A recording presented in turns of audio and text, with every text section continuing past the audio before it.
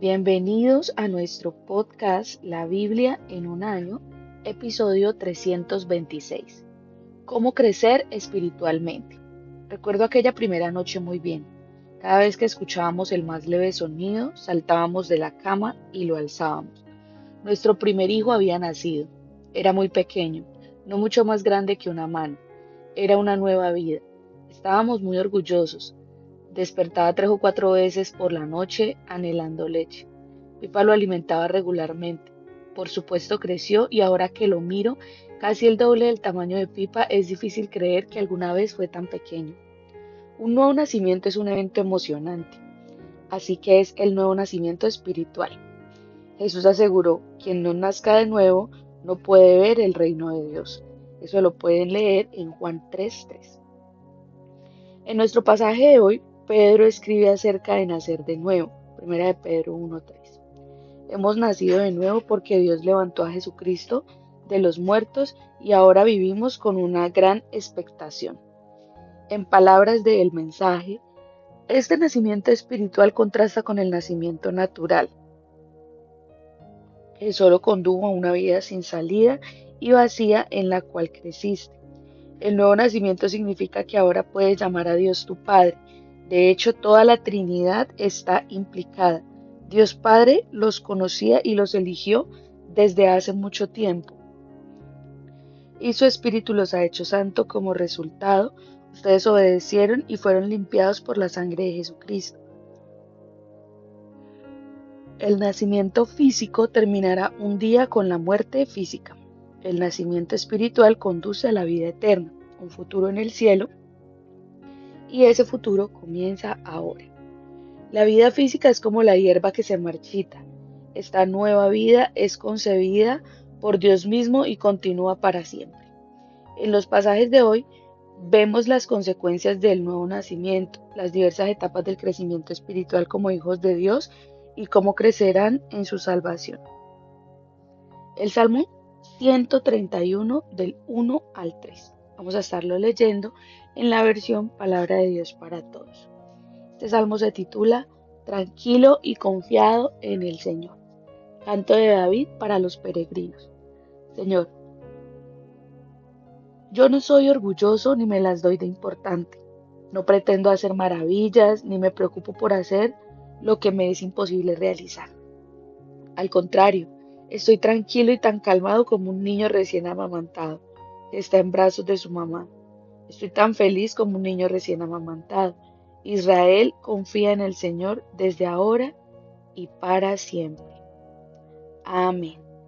Gloria al Señor. Entonces ahí vemos en este versículo el primer punto del devocional de hoy, de cómo crecer espiritualmente. El primer punto es confía como un bebé. A veces me siento preocupado, ansioso o incluso temeroso. Me encanta este salmo. Es una hermosa descripción de la confianza total, como un niño recién amamantado en el regazo de su madre. Recientemente nació nuestra cuarta nieta. Cuando la miro en los brazos de mi nuera, veo una imagen de total confianza y seguridad. ¿Cómo sucede esta confianza total? En primer lugar, renunciando a ser el gerente general del universo. Deja de tratar de controlar a todo el mundo y a todo. El salmista escribe, no estoy tratando de gobernar el gallinero, no quiero ser el rey de la montaña, no me he entrometido donde nadie me ha llamado ni fantaseo con grandes maravillas. Esto lo dice en otra versión, en la versión El Mensaje, en el versículo 1. En segundo lugar, pon tu confianza en Dios de la misma manera que un bebé tiene total confianza en sus padres. He calmado y aquietado mis ansias. Soy como un niño recién amamantado en el regazo de su madre. Mi alma es como un niño recién amamantado. Eso es el versículo 2 de la versión El Mensaje. Oremos juntos. Señor, te pido que hoy me des tu paz como la de un niño que es alimentado por su madre. Que yo pueda soltar el control y que puedas tomarlo tú de todo lo que suceda en mi vida. Amén. Vamos a leer juntos Primera de Pedro, capítulo 1. Vamos a estar leyendo todo el capítulo 1 en la versión Palabra de Dios para Todos. Primera de Pedro, capítulo 1. Estimado pueblo elegido por Dios, esta carta la escribo yo, Pedro, apóstol de Jesucristo. Un cordial saludo para ustedes que viven como extranjeros esparcidos por todo Galicia, Capadocia, Asia y Bitinia. Según el plan de Dios Padre, Él los eligió de antemano y los purificó por medio del Espíritu para que lo obedezcan y sean rociados con la sangre de Jesucristo, que Dios les dé abundantemente en su generoso amor y paz. Versículo 13. Se titula Una esperanza viviente. Bendito sea el Dios y Padre de nuestro Señor Jesucristo, quien nos tuvo gran compasión y nos hizo nacer de nuevo por la resurrección de Jesucristo. Así nos dio la plena esperanza de recibir una herencia que Dios tiene guardada para nosotros en el cielo, herencia que no se arruina ni se destruye ni se pierde en su valor. Por medio de la fe, el poder de Dios los protege para que reciban la salvación que Dios les dará a conocer en el día final. Esto es motivo de alegría para ustedes, aunque durante un tiempo tengan que soportar muchas dificultades que los entristezcan. Tales dificultades serán una gran prueba de su fe y se pueden comparar con el fuego que prueba la pureza del oro. Pero su fe es más valiosa que el oro, porque el oro no dura para siempre. En cambio, la fe que sale aprobada de la prueba dará alabanza, gloria y honor a Jesucristo cuando Él regrese. Gloria al Señor. Ustedes no han visto jamás a Jesús, pero aún así lo aman. Aunque ahora no lo puedan ver, creen en Él y están llenos de un gozo maravilloso que no puede ser expresado con palabras. Eso significa que están recibiendo la salvación que es el resultado de su fe. Y los profetas estudiaron los detalles de esta salvación tratando de entenderla y hablaron sobre el generoso amor que Dios les ha dado a ustedes.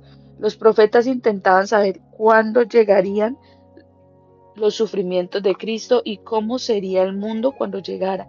El Espíritu de Cristo estaba en ellos y les hablaba de lo que Cristo tendría que sufrir y de la gloria que recibiría después. Dios les hizo entender que lo que decía no era para ellos mismos, sino que les estaba sirviendo a ustedes. Lo que los profetas decían es la misma buena noticia de salvación que fue anunciada por quienes les llevaron el mensaje a ustedes. Ellos también hablaron por medio del Espíritu Santo enviado del cielo. En ese mensaje hay un detalle que hasta los mismos ángeles quisieran conocer. Versículo 13. Un llamado para vivir como santos. Por eso, preparen su mente para servir con pleno dominio propio. Pongan toda su esperanza en el generoso amor que será de ustedes cuando Jesucristo venga. Antes ustedes no entendían, por eso seguían sus malos deseos, pero ahora son hijos obedientes de Dios y no deben vivir como antes. Más bien sean santos en todo lo que hacen, porque Dios, quien los llamó, es santo, pues está escrito, sean santos porque yo soy santo. Ustedes oran a Dios y lo llaman Padre, y Él juzga a todos por igual según lo que hacen. Por eso han de mostrarle respeto en todo lo que hagan durante un tiempo que estén de paso por este mundo. Dios los rescató a ustedes de la vida sin sentido que llevaban antes, así vivían sus antepasados, y ellos les enseñaron a ustedes a vivir de la misma manera. Pero ustedes saben muy bien que el precio de su libertad no fue pagado con algo pasajero como el oro o la plata, sino con sangre preciosa de Cristo, quien es como un cordero perfecto sin mancha. Cristo fue destinado antes de que el mundo fuera creado, pero se dio a conocer en los últimos tiempos para beneficio de ustedes.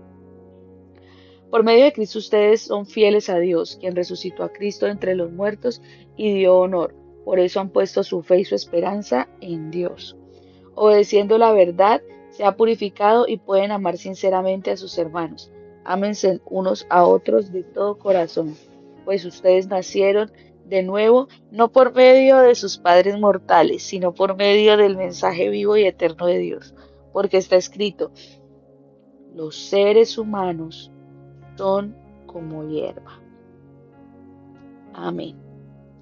Este texto nos viene hablando de algo muy importante, que es lo que el Señor quiere hablarnos a nosotros en este momento. Nos habla de ser purificados, de ser restaurados y nos llama a ser santos. Nos llama a ser purificados. Y así continúa diciendo acá en el versículo 16, pues está escrito, Sean santos porque yo soy santo. Ustedes oran a Dios y lo llaman Padre, y Él los juzga a todos por igual lo que hacen.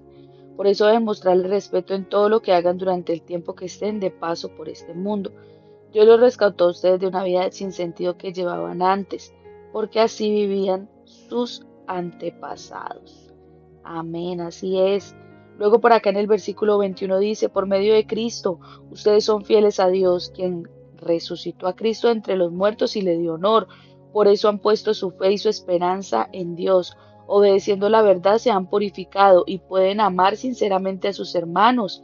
Y luego nos hace esta invitación, ámense los unos a los otros de todo corazón, pues ustedes nacieron de nuevo, no por medio de sus padres mortales, sino por medio de un mensaje vivo y eterno de Dios, porque está escrito, los seres humanos son como la hierba, toda su gloria es como una flor silvestre, la hierba se seca y la flor se cae, pero la palabra del Señor vivirá para siempre. Esta palabra es la buena noticia que se les anunció a ustedes.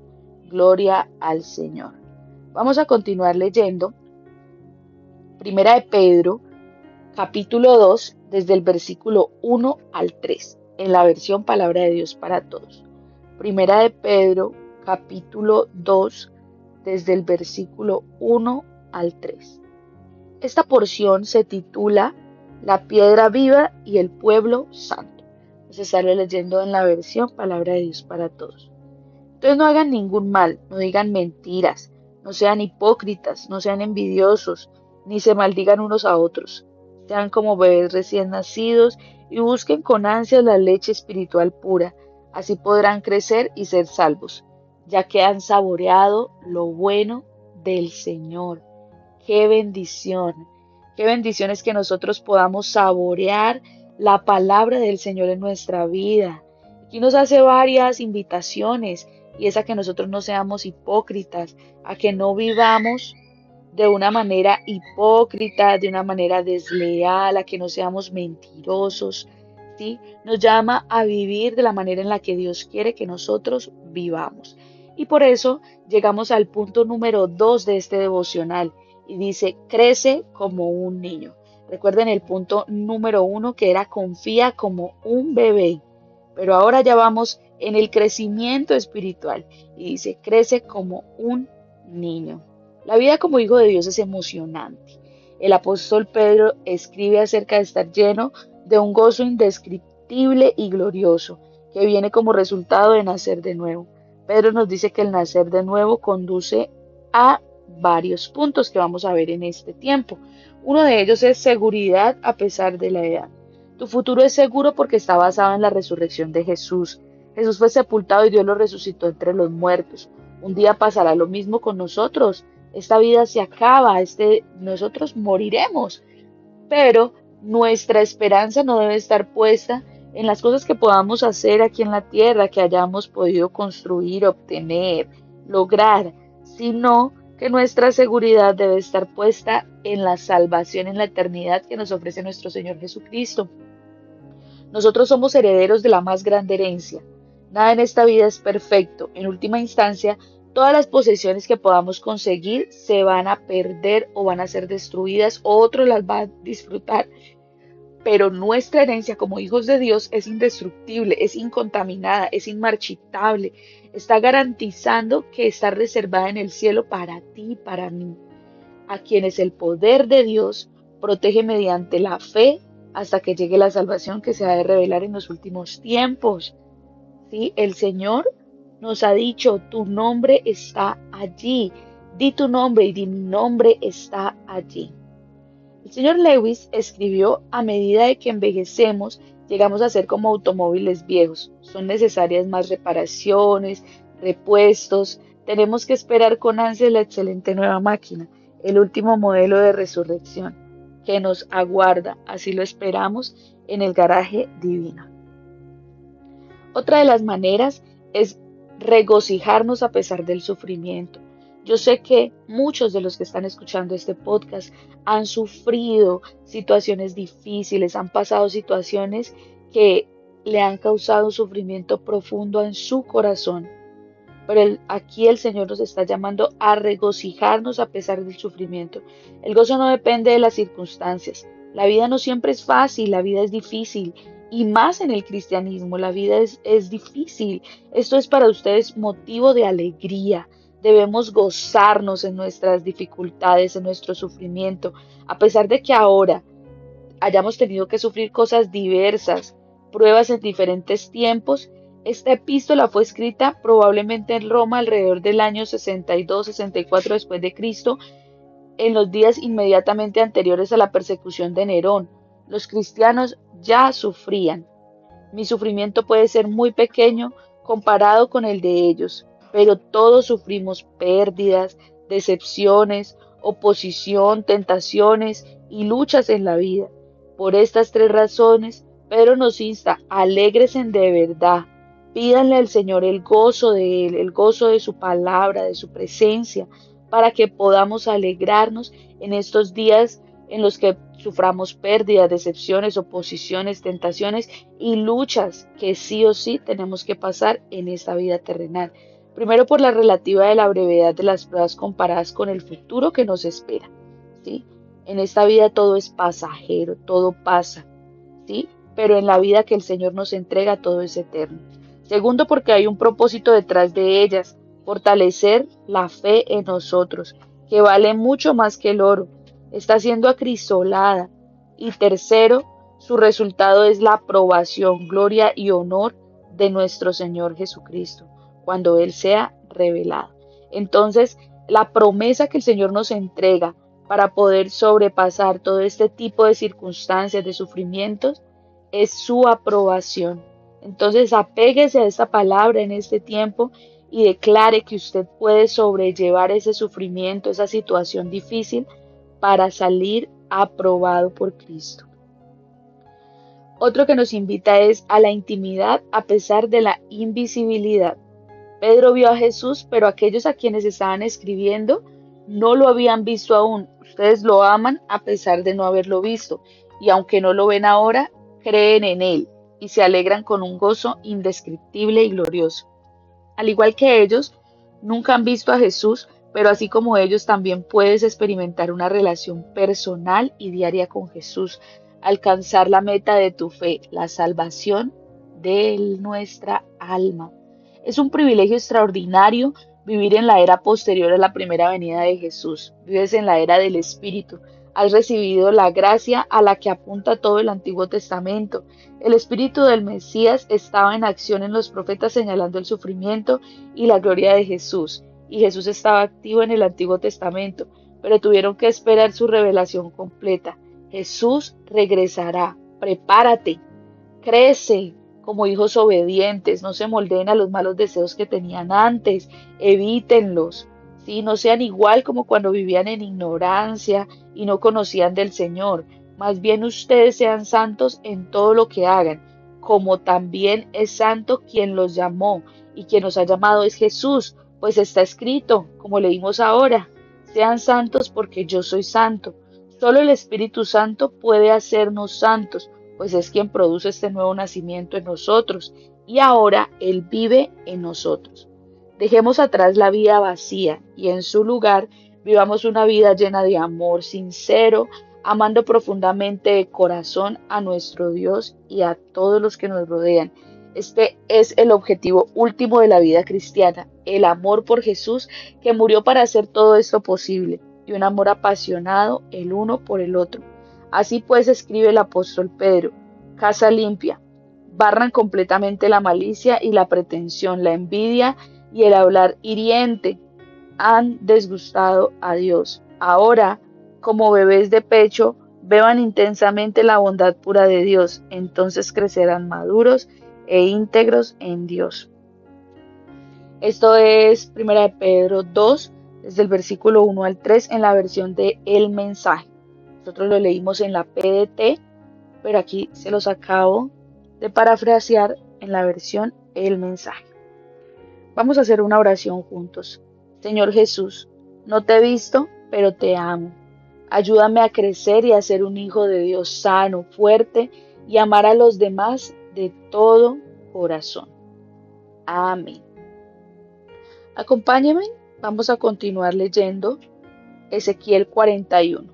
Vamos a leer todo el capítulo 41 en la versión Palabra de Dios para Todos. Este capítulo se titula El lugar santísimo del templo. Entonces el hombre me llevó al templo y midió los pilares, los cuales tenían 3 metros de ancho. El ancho de la entrada era de 5 metros y cada una de las paredes laterales medía 2 metros y medio de ancho. Esta habitación medía 20 metros de largo por 10 de ancho. Después entró en el recinto interior y midió los pilares de la entrada, los cuales medían 1 metro cada uno. La entrada medía 3 metros de ancho y las paredes laterales de la entrada medían 3 metros y medio cada una. La sala medía 10 metros de largo por 10 metros de ancho. Después me dijo, este es el lugar santísimo. Versículo 5. Otras habitaciones del templo. Alrededor del perímetro del templo había una estructura de salas laterales. El ancho de esta estructura era de 2 metros. Había 30 salas laterales distribuidas en 3 niveles. El muro del templo tenía soportes que lo sostenían las salas laterales y las vigas de estas salas descansaban sobre estos soportes, pero no estaban sujetas directamente al muro. Entre más alto el nivel, más anchas eran las salas laterales que rodeaban el templo. Las salas laterales rodeaban el templo hasta arriba, por eso el ancho del interior de las salas es mayor en la parte superior, y por eso hay una escalera que conduce del piso inferior a través del piso medio hasta el piso superior. Noté que una plataforma de 3 metros de altura rodeaba el templo y servía de base para las salas laterales. El muro exterior de las salas laterales medía 2 metros y medio de ancho entre las salas laterales del templo, y los cuartos de los sacerdotes. A lo largo del muro que rodeaba el patio interior había un espacio de 10 metros de ancho que rodeaba el templo. La puerta de las salas laterales conducía a un espacio libre. Había una entrada al norte y una al sur. El espacio libre que rodeaba el templo medía 2 metros y medio de ancho. En esta área, al oeste del templo, había un área restringida. Este edificio medía 35 metros de ancho con un muro de 2 metros y medio de ancho por 45 metros de largo. El hombre midió el templo, el cual medía 50 metros de largo, y el área restringida del edificio también medía 50 metros. El ancho del frente del templo junto con el área restringida hacia el norte era de 50 metros. Entonces el hombre midió la longitud del edificio junto con las galerías de ambos lados, hasta el área restringida, posterior hacia el occidente del templo, y era de 50 metros. El recinto interior, el interior de la nave y los vestíbulos del patio, los umbrales, las ventanas con rejas, las galerías de los 3 pisos estaban recubiertos de madera de arriba a abajo y todo alrededor, incluso las ventanas, desde el recinto interior hasta el exterior alrededor en cada muro. Habían grabados de seres alados y palmeras cuidadosamente alternados. Cada querubín tenía 2 rostros, uno de hombre y otro de león. Cada rostro miraba hacia la palmera que tenía a su lado. Estas imágenes estaban grabadas en las paredes del templo. Iban desde el suelo hasta la parte superior de las puertas de la misma manera que en las paredes del templo. Los postes de la entrada del templo eran cuadrados. Frente a la entrada del lugar santísimo había algo que parecía un altar de madera, el cual medía 1 metro y medio de alto por uno de largo y uno de ancho, y sus esquinas, su base y sus lados eran de madera. Entonces el hombre me dijo, esta es la mesa que está delante del Señor. El templo del lugar santísimo tenían puertas dobles, es decir, 2 hojas giratorias en cada puerta. Las puertas tenían grabados de seres alados y palmeras, igual que las paredes. También había un alero de madera enfrente del vestíbulo y las paredes a cada lado de la fachada. Las de las habitaciones interiores del templo y las de los aleros tenían ventanas con rejas y grabados de palmeras. Amén. Vamos a continuar leyendo Ezequiel capítulo 42. Ezequiel capítulo 42 en la versión Palabra de Dios para Todos. Se titula Las habitaciones de los sacerdotes. El hombre me sacó al patio exterior por el camino norte y me llevó al conjunto con muchas habitaciones que estaba al lado del área restringida al norte del edificio. La entrada norte estaba en el camino, y cual medía 50 metros de largo por 25 de ancho. Al lado del área de 10 metros del patio interior y del enlosado del patio exterior, el conjunto se elevaba nivel por nivel en 3 pisos. Enfrente del edificio con muchas habitaciones había un pasillo de 5 metros de ancho y 50 de largo que conducía al interior. La entrada de las habitaciones estaba en el lado norte. Las habitaciones superiores eran más cortas que las inferiores debido a los pasillos que conducían al siguiente nivel. Había 3 pisos que no tenían columnas como las de los patios de madera, que los pisos superiores eran más chicos que el piso intermedio y el piso inferior.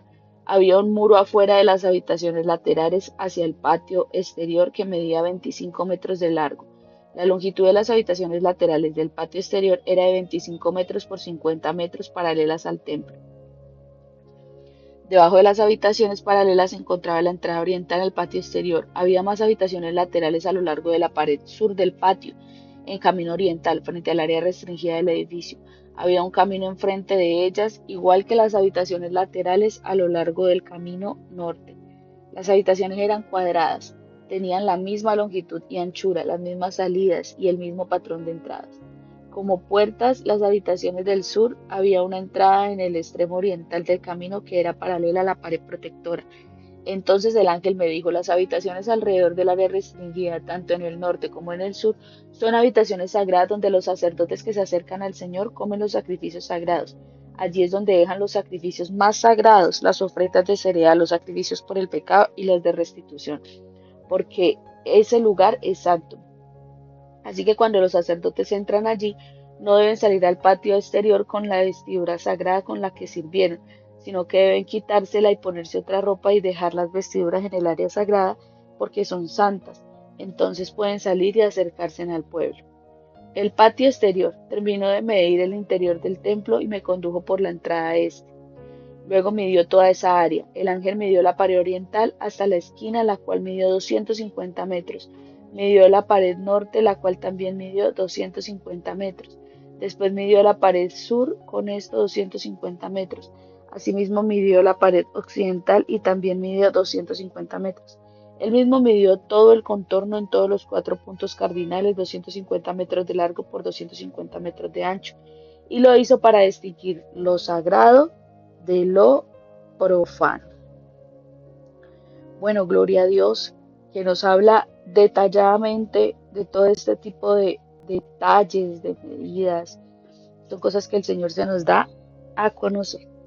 Y por eso comenzamos con el punto número 3 de este devocional. Da fruto en la vejez. Algunas personas nunca pierden su belleza, pues se muda de sus rostros a sus corazones.